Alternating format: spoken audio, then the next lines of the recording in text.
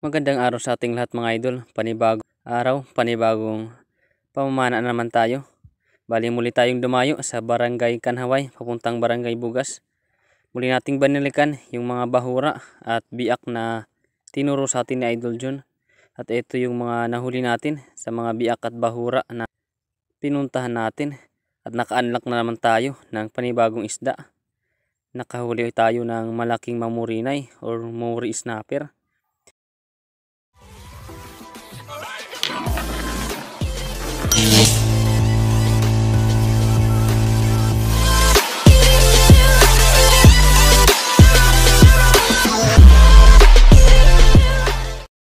So yun mga idol, magandang umaga sa ating lahat. Bali muli tayong mamana. At ito na, hindi na yung gamit natin. Bali, dun pa rin yung spot na pamana natin. Dun sa may Barangay Kanhaway, papuntang Barangay Bugas. Bali may makakasama tayo na Espiro, si Kuya Brian. Nandun na sa Barangay Kanhaway. Hinihintay na tayo kaya yan, magpapahatid na tayo. Papunta dun sa may dulo ng airport para makapamana na tayo. Bali, abang-abang na lang dun sa dulo ng airport. Let's go! So yan mga idol, bali yan dito na tayo sa may dulo ng airport. Dito na tayo sa dagat, yan. Palutide pa lang. Bali si Kuya Brian, di natin dito makita. Di natin alam kung nandun ang banda sa may Barangay Bugas, baka namamana na. Nahuli kasi tayo ng pagpunta dito sa dulo ng airport. Sa pa namin 7:30, punta tayo. Last 8:30 na umaga. Kaya agad lang tayo na lumusob, tapos ready. At doon na tayo namana sa may Barangay Kanhaway. Abang-abang lang tayo mga idol kung anong mahuli natin. Sana makadilin siya tayo at maging safe yung dive natin ngayon. Let's go! Dito mga idol, palangoy-langoy lang sana tayo sa ibabaw ng malaking bahura na ito. Biglaan tayo may nakita na isang oriental sweet lips or panapsapan. Nakita natin na medyo maamo kaya agad tayo na nag-drop. At sinubukan natin na dumapa. Baka bumalik sa atin at matira natin itong sweet lips. Kaya hindi tayo nawalan ng pag-asa at hinintay lang natin itong sweet lips. Kaya nang makuha na natin yung saktong distansya, agad na natin itong tinira. Spine shot. Thank you Lord. Binigyan tayo ng buena mano na sweet lips. Malaki na rin mga idol, mga 2 kiluhin na ang sweet lips na ito. Salamat. Ito talaga yung isda na para sa atin. Kasi walang kahirap-hirap yung ating pagpana. Nasa mababaw lang. Nasa 2 dipa lang yung napana ng sweet lips na ito. Di natin akalain na may biglaan na lalangoy sa ilalim natin na oriental sweet lips. Kaya agad na tayo na nag-drop at tinira natin itong sweet lips. Salamat sa Panginoon sa atin. Thank you Lord. Magandang binamano. Sweet lips or panapsapan. Thank you Lord. Napakasarap nito na sinabaw. At dito pagkatapos natin tanggalan ng buhay itong sweet lips, agad na natin ito na tinuhog. Nilagay na natin sa ating tuhugan ng isda likod natin para makapagsagawa ulit tayo ng panibagong dive. Thank you Lord.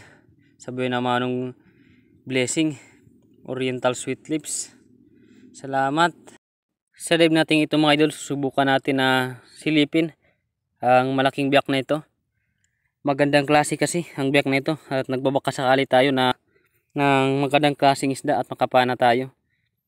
Kaya pagdungo natin sa biyak na ito, may nakita tayong mga ilak. Kaya susubukan natin na sumilip at sana mapana natin, tamaan natin itong ilak. Dahil sa sobrang lapit mga idol, hindi natin agad mapana itong ilak. Napakaalanganin kasi ng napakalapit na masyado ng isda, hindi natin mapana. Kaya nahintayin tayo naon na medyo dumistansya ng konti itong ilak para mapana natin. At nang panain na natin ito, maganda naman yung ating patama kaya kumpiyansa na tayo na hindi na makakatanggal yung ilak. Kaya agad na nating hinila yung ating Dyneema para hindi mapulupot dun sa biak yung ating line at hindi ma-stuck dun sa bato yung ating shaft. Kaya agad na natin itong hinila. Move on na lang tayo. Binilisan na natin yung ating paghila kaso lang habang hinihila natin yung ating Dyneema tayo ng mga dangklaseng isda. Kita natin na wala na dun yung isda. Hindi pala tumayo yung ating flapper kaya nakatanggal yung ilak.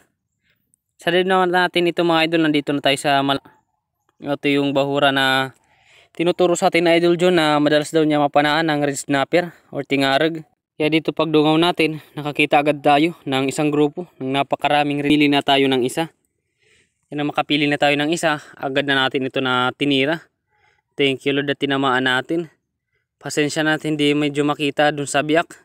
Madilim kasi biak. Medyo maitim-itim rin yung isda pag nasa ilalim ng biak kaya hindi makita. Pero salamat pa rin at tinamaan natin itong red snapper or tingarag. Thank you Lord. Napakalaking biyaya ng mga idol. Bawing-bawi yung pagsisid natin sa malalim na bahuran na ito. May dala tayo na isang red snapper. Salamat kay Idol Jun sa pagtuturo sa atin sa mga biyak na ito at sa mga bahura na napapanaan niya ng malaking isda. Ngayon ito na, nahuhulihan na rin natin ang malaking isda. Kaya maraming salamat talaga Idol Jun sa pagtuturo sa atin. Napakabait na espiro. Bari si Idol Jun hindi muna makapamana kasi grabe yung kanyang sa batok at yung ulo niya sumasakit pa pag minsan. Kahapon halos hindi na daw si Idol Jun makatayo sa sobrang sakit. Kaya tayo muna yung makapamana. Salamat sa Panginoon at eto yung mga nahuhuli natin sa mga tinuturo sa atin na Idol Jun na mga biak at mga bahura. Isang red snapper or tingarag. Good size na rin, mga 2 kiluhin na. Sa dive natin ito, bali na dito na tayo sa Barangay Bugas. Nandito na rin tayo sa may Karawisan. Palangoy-langoy lang tayo mga idol at may biglaan na sumulpot na isang oriental sweet lips or panapsapan. Mga 2 kiluhin na rin yung tansya natin. Sa 2 piraso sila mga idol. Kaya hinintay na lang natin na may lumapit sa atin na isa. Kung sino yung mauna na lumapit, ito yung titirahin natin para makakahuli tayo. Baka sa kakapili natin hindi tayo makahuli. Kaya ito na lang yung unang lumapit, agad na natin na tinira. Thank you Lord at tinamaan natin. Salamat sa biyaya. Sigurado na hindi makakawala kasi maganda yung patama natin. Natuhog yung sweet lips. Tumagos sa baba. Thank you Lord. Ito talaga yung mga isda na para sa atin. Hindi naman ito yung mga biak o mga bahura na tinuro sa atin Idol Jun. Talagang may mga sweet lips lang na biglaan na sumusulpot. Sobrang curious sa mga tao kaya lumalabas o lumalapit. Kaya agad na natin ito na pinapana. Thank you Lord. Pangatlong huli natin, oriental sweet lips. Panapsapan. Salamat sa napakalaking biyaya. Bali yung napana natin, nasa 3 hanggang 4 na di pa. Pinana natin ang sweet lips na ito. Thank you Lord. Napakalaking blessing na. Pangatlong huli natin na malaki. Salamat. Mas malaki pa sana yung isang sweet lips na kasama niya. Kaso, ito lang tinira natin na nasa malapit sa atin. Kaya, ito na. Agad na natin ito na binanatan. Salamat. Bali, gaya ng ginagawa natin mga idol. Pagkatapos natin tanggalan ng buhay yung isda, agad na natin tinutuhog. Nilalagay natin sa likod natin para makapag-ready tayo, makapagsagawa ulit tayo ng panibagong pagsisid. Sana makahuli ulit tayo ng magandang klase. Dito mga idol, habang lumalangoy tayo sa malaking bahura na ito, may nakita tayong 2 pugita na naghahabulan. Kaya agad na tayong para hulihin itong mga pugita. Ayos na rin ito na pang ulam. Ito, hinuna muna natin yung maliit kasi ito yung nasa labas ng butas. Yung isang pugita naman, medyo may kalakihan. Nandito na sa loob ng butas. Ayan, hindi natin yan makukuha pag ginalaw natin. Kaya nag-resurface muna tayo. Balikan na lang natin yung pugita na malaki. Ayos na rin itong pugita natin. Pang kilaw na ito o pang adobo. Good size na rin. Libre pugita. Thank you Lord. Kadagdag na tayo sa pang ulam natin. Salamat. Dito mga idol, nakita na natin yung pugita na lumabas dun sa butas na kanyang pinagtataguan. Kaya tinanggal natin yung 2 rubber natin at pinana na lang natin itong pugita. Thank you Lord. Sapul na sapul. Malaki na ito mga idol. Sigurado na dito yung pang-ulam sa 2 pugita natin. Bali nasa 5 dipa yung pinanaan natin na ito na ito. Nasa 5 dipa ang lalim. Kaya medyo matagal-tagal yung pag-resurface natin. Ayos na rin yung pugita. Solve na yung pagsisid natin. Sigurado na ang pang-ulam. Thank you Lord na. Malaking biyaya na ito mga idol. Kahit paano may mga nahuli tayo na pang-ulam natin. Yan. Pagkatapos natin dito mga idol ma-secure, agad na tayo na ready yung ating pana para makapagsagawa ulit tayo ng panibagong pagsisid. Sa live natin ito mga idol, paalis na tayo sa malaking bahura na pinanaan natin ng 2 pugita. Bali ito nakita natin itong magandang klaseng biak. Kaya susubukan natin na silipin. Baka may laman at makapana tayo ng magandang klase. Kaya dito pag dungaw natin, may nakita tayong buntot ng Morris snapper or mamurinay. Kaya agad natin ito na lumapit tayo, dahan-dahan na. Kaya nang makadungaw tayo papunta dun sa ilalim, may lumabas na sweet lips. Nandun rin pala yung sweet lips nagtatambay sa ilalim kaso hindi natin ito pinana. May alanganin. At gusto ko rin panain yung mamurinay kaya yung mamurinay yung pinanap natin. Sayang, pumunta naman sa butas yung kaya subukan natin. May flashlight naman tayo. Baka mapana natin itong mamurinay at mahuli natin. Kaya nang makaresurface tayo, nagpahinga muna tayo para magsagawa ng panibagong Kaya dito nang makapagpahinga na tayo at tayo ng hangin. Nakabao na tayo ng hangin dito. Agad na tayo na sumisid para itong mamurinay or Morris snapper. Medyo kagustuhan talaga natin na mapana itong Morris snapper. Hindi pa kasi tayo nakakahuli.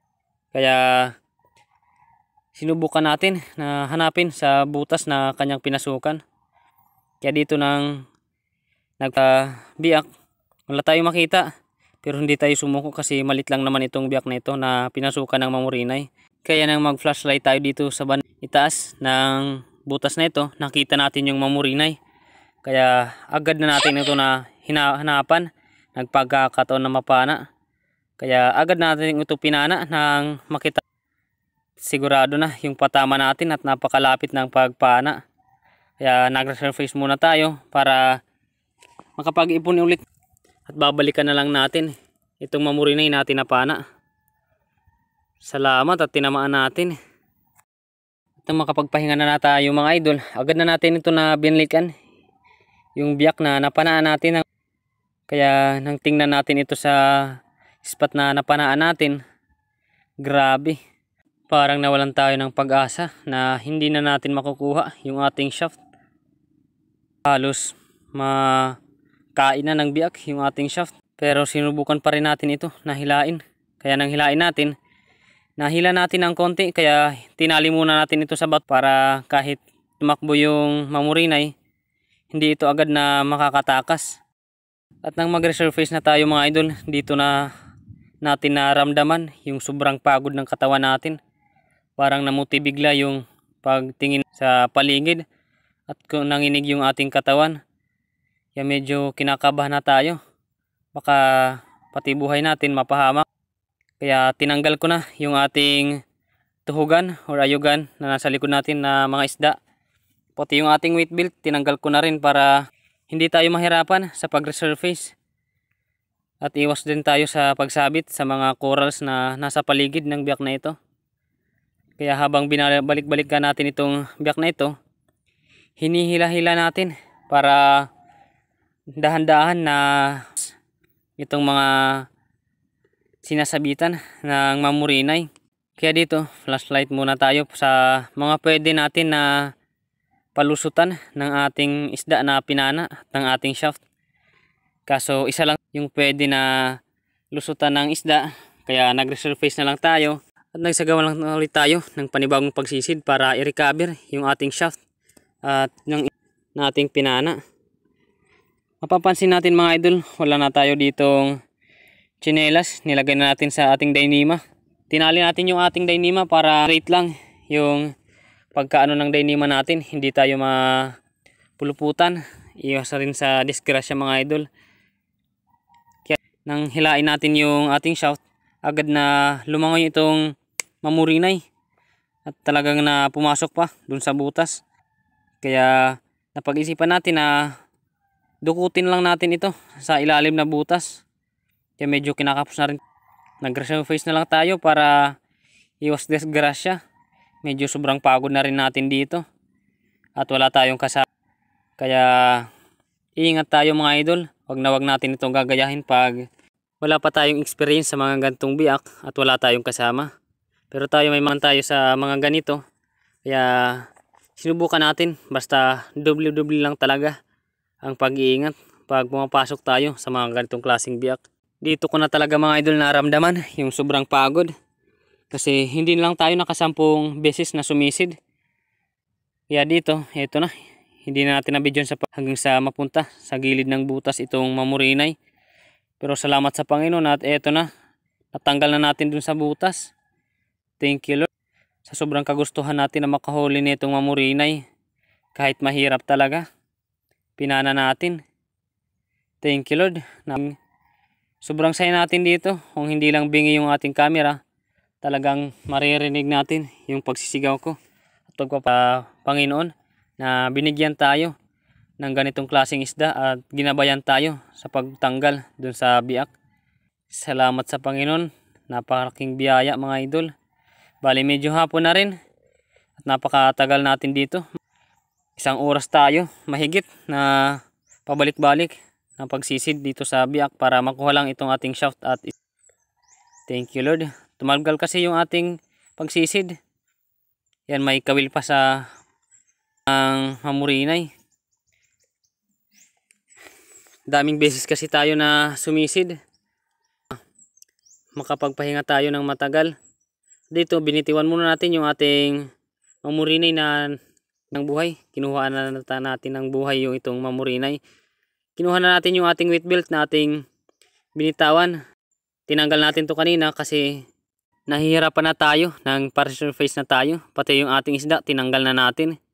Nilagay na natin dun sa may mababaw na part. Kaya nang makuha natin yung ating weight belt, sinunod na natin yung ating isda para tuhugin na natin yung mamurinay. At medyo hapon na rin. Talagang natalagalan tayo sa pagtanggal ng mamurinay dun sa biak. Ito na yung mga huli natin. Thank you Lord.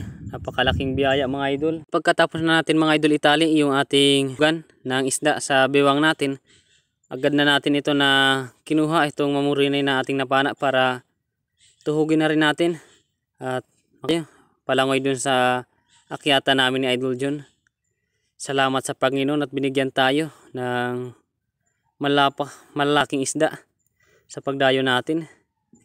Thank you Lord. Ayan, bali na dito na tayo mga idol sa akyatan.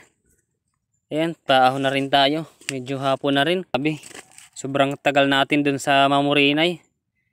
Natagalan tayo sa pagkuha. Delikado kasi. Kaya kailangan natin na doble-doble talaga yung pag-iingat natin. Kaya sobrang tagal natin. Pero salamat pa rin sa Panginoon at ligtas tayo na nakaahon. At walang nangyan. Kaya pakaakyat natin dito. Punta natin sa may mahibas na. Yan, nag-video muna tayo ng konti bago tayo tumawid papuntang dulo ng airport. Salamat sa Panginoon. Ito lahat yung mga nahuli natin mga idol. Naka-unlock na naman tayo ng panibagong isda. First time natin makahuli ng Maori snapper. Salamat. Ito talaga yung na blessing na natanggap natin sa ating pagdayo sa Barangay Kanhaway. Papunta dito sa may Barangay Bugas. Salamat. Napakalaking biyaya. 4 yung malalaki natin.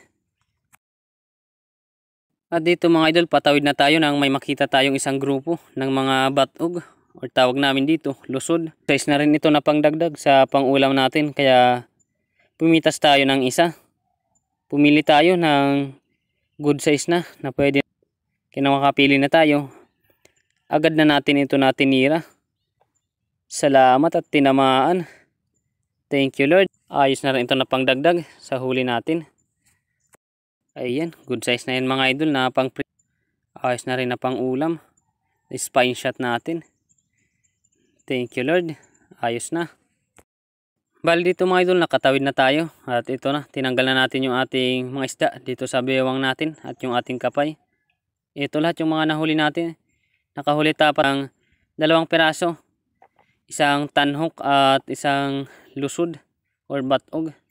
Bali, abang-abang lang tayo para kiluhin natin kung nakailang kilo tayo. Sobrang pagod natin dito kaya medyo natagalan rin tayo ng paglalakad papuntang abang-abang lang sa bahay mga idol. So yun mga idol, bali yan dito na tayo sa bahay. Grabe, nabot na tayo ng hapon. Dito tayo natagalan sa paghuli, pagtanggal dun sa biyak itong mamurinay. Salamat sa Panginoon natin ito. Mayapa tayo na malaking isda at may dalawang pugita tayo. Ito naman, itong tatlo, hindi natin ito nabidyohan. Itong dalawa, ano natin ito, nang pauwi na tayo.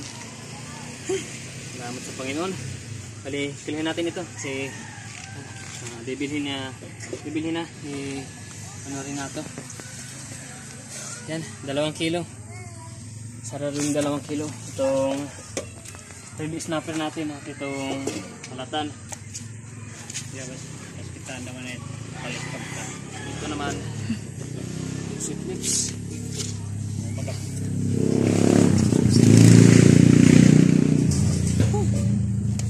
2 kilo to. Nice. 2 kilo. Itlaw. Itong ano natin.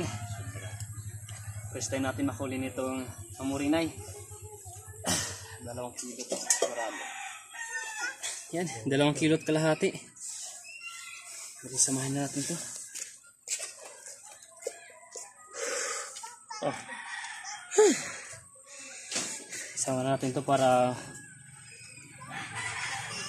yan, itong ano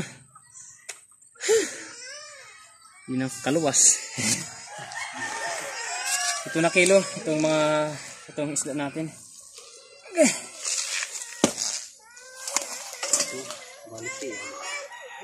Ito naman yung pangulam natin. Yan, higit 1 kilo. Bali sa kabuuan may 10 kilo tayo, mahigit. Ayos na malaking biyaya na mga idol. Well, dito 2 kilo 500. Dito ito